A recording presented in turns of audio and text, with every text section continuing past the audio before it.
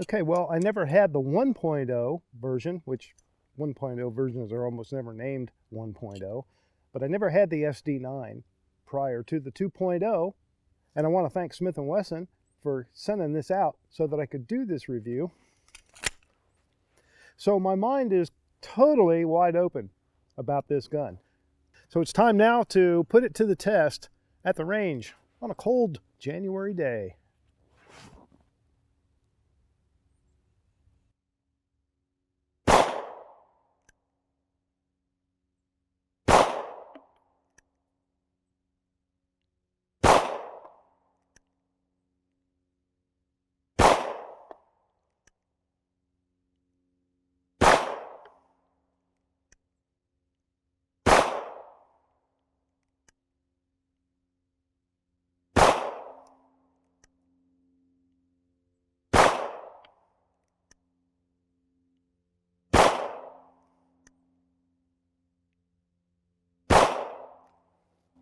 All right, that was 10 rounds.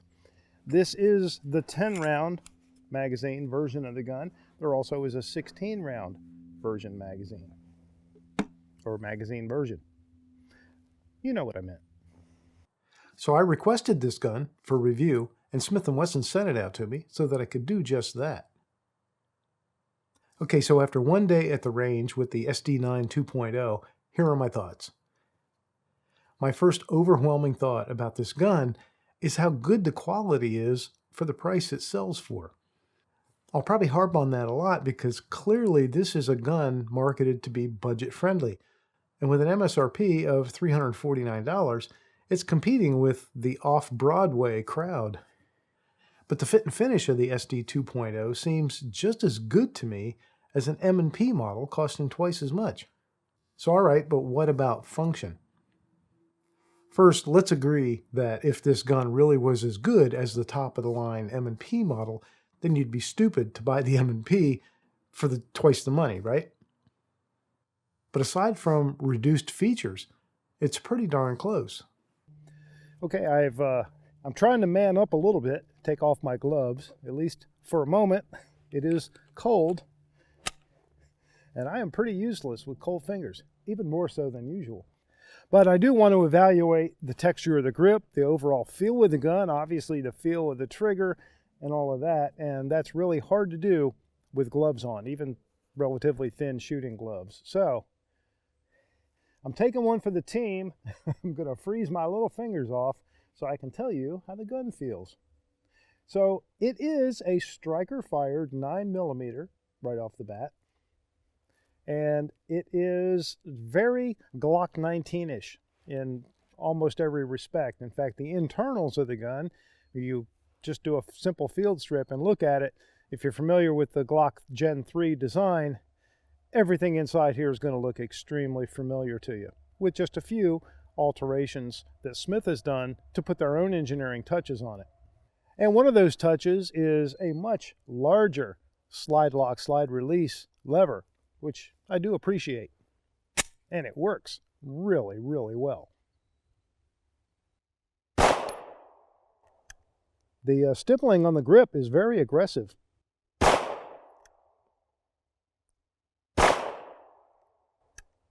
But not uncomfortable. So there's a little bit of squish to the take-up, but it's a very crisp break. The reset is kind of long, but it gives you a good feedback, so you know when you're there.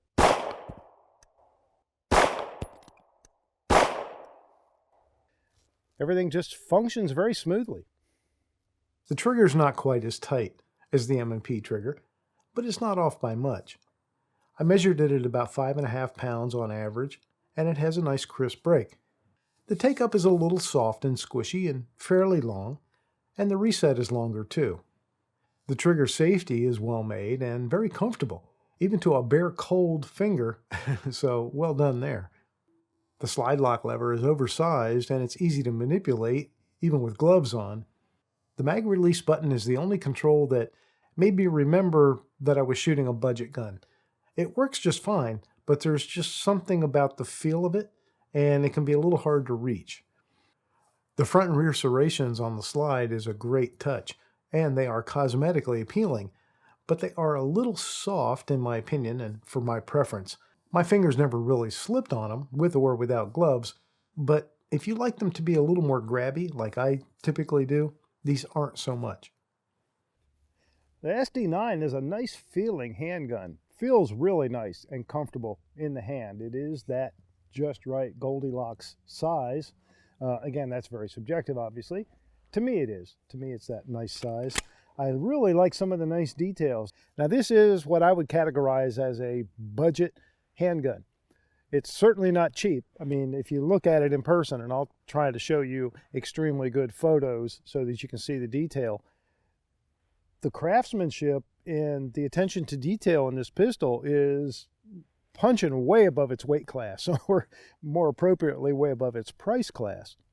So when I say it's budget friendly, I mean it's just simply affordable. This is retail right around $350, I think, just under that, and that makes it one that is hard to not look at if you're spending your hard-earned money. So I'm reviewing this gun based on that, based on this price range, and if I compare it to other things at a later time, maybe in another video, I'm going to be comparing it with that in mind.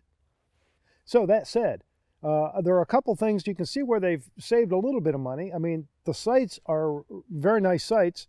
Front and rear are both dovetail installed so that you could easily replace them, which is nice to know. It's a 3-dot sight setup, and it's a very effective and good sight picture. But they're not tritium, they're not night sights or anything like that. Whether you get this 10-round magazine or the 16-round magazine, you get one magazine. So there's a savings in cost to Smith & Wesson that they're passing on to you as well. That's one other reason for the lower retail price. But internally, the parts are top-notch. Externally, again, the fit and finish is spectacular. I mean, I'm looking at the slide, and I looked at it, you know, when I was doing the photography with the gun and when I first picked it up, and it is immaculate. It is very, very well made. You're not seeing much in the way of tool marks or blemishes of any kind. It's really well done, and there's nice touches like the serrated top on the slide for glare reduction. All right, so back to the shooting, which is why I'm here. Like I said, the trigger is it's a little bit squishy on the take-up, but a nice clean break, and it feels very comfortable on the finger. You don't have any of that pinch that some striker fire guns with a trigger safety blade can have.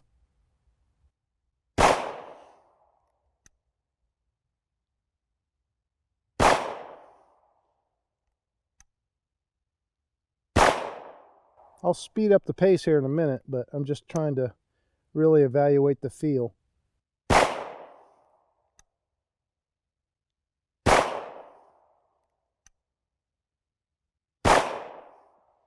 Also seems to like a nice tight 6 o'clock hold. So on my target down range, I've got one of my typical orange dots that is 3 inches in diameter. And if I aim center of that dot, it's putting the majority of my hits just right above it. The 150 or so rounds that I put through the gun certainly don't tell us much about its durability, but time will tell. I will say that my inspection of the internals and design, along with the range strip, completely free of any malfunctions of any type, does make me optimistic. Speaking of internals, we all know that this is very similar to a 2-pin Glock, and there are obviously a lot of similarities, for sure. But it's also clear to see where Smith & Wesson made its own design changes. Most notable to me is the fire control group. where the sear and related components are much more M&P-like than they are Glock-like, though not exactly M&P-like.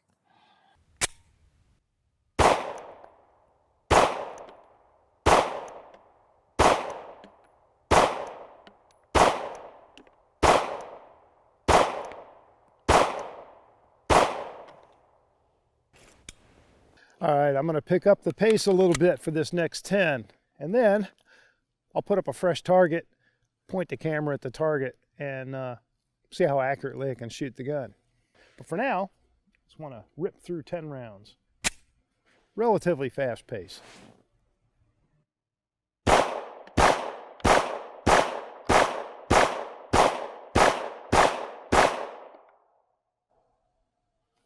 Yeah, very nice. Very nice. It seemed like my group size didn't really expand at all, shooting at that pace versus the really slow slug snail pace. The balance of the gun is really nice. The recoil, one of the things I noticed right away, I even mentioned it to my FFL when I was handling it, when I picked it up, is it feels like it's got a really firm recoil spring. You know, there's a lot of tension in that recoil spring, and I said that hopefully will make it feel pretty nice and soft when it shoots, and it does seem to be that way. Not so much from it feels soft, but it seems to really reduce the muzzle flip. So the muzzle stayed pretty flat at that pace I was just shooting, and I was able to have my sight right where I wanted it to be with every single follow-up shot.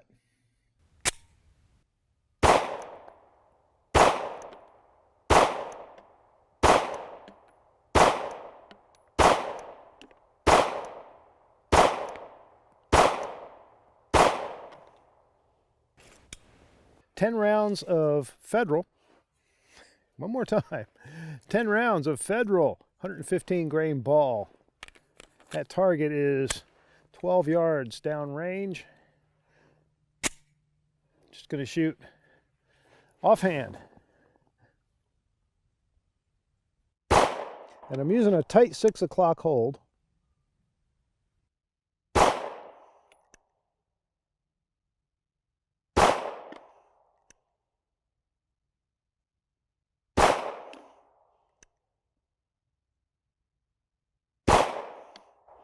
This trigger really is nice, actually.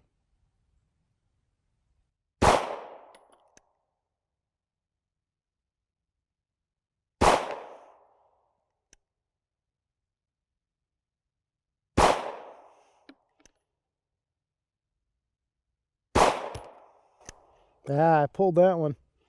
That was me. All right, so I doofused one of the shots, but otherwise, that's not a bad group. And again, that's just offhand, 12 yards down range, so nothing, you know, nothing to write home about. But the gun does its job. It puts them where you want them.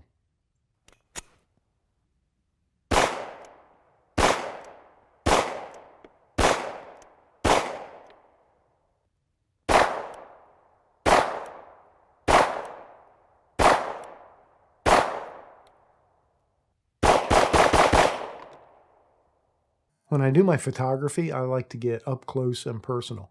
And you can see the quality of the SD9 2.0 here. The tool marks are almost non-existent. Edges are rounded or beveled. The finish is consistent and blemish-free. I'm really impressed. I like this gun way more than I expected to. So you could really help me out with the algorithm gods on YouTube if you hit the like button for this video. I would really appreciate that. And if you don't subscribe, go ahead and subscribe so that you'll see future videos and reviews right when they come out. Thanks much for watching, and I hope you have a great day.